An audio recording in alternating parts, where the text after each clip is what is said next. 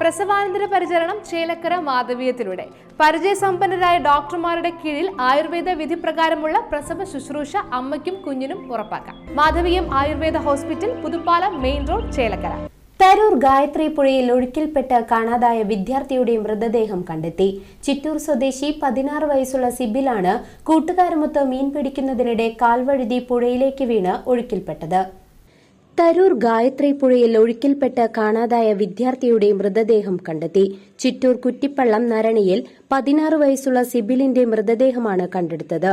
കഴിഞ്ഞ ദിവസം പകൽ 11:30 കൂട്ടുകാരുമൊത്ത് മീൻ പിടിക്കാൻ ഇറങ്ങുന്നതിനിടെ കാൽവഴുതി പുഴയിലേക്ക് വീഴുകയായിരുന്നു. പിന്നീട് ഫയർഫോഴ്സും പാലക്കാട് സ്കൂബ ടീമും NDRF സംഘവും തിരച്ചിൽ നടത്തിയെങ്കിലും മൃതദേഹം കണ്ടെത്താനായില്ല.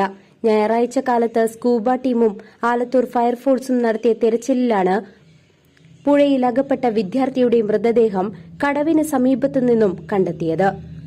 CCV news, Thiruvilwamala.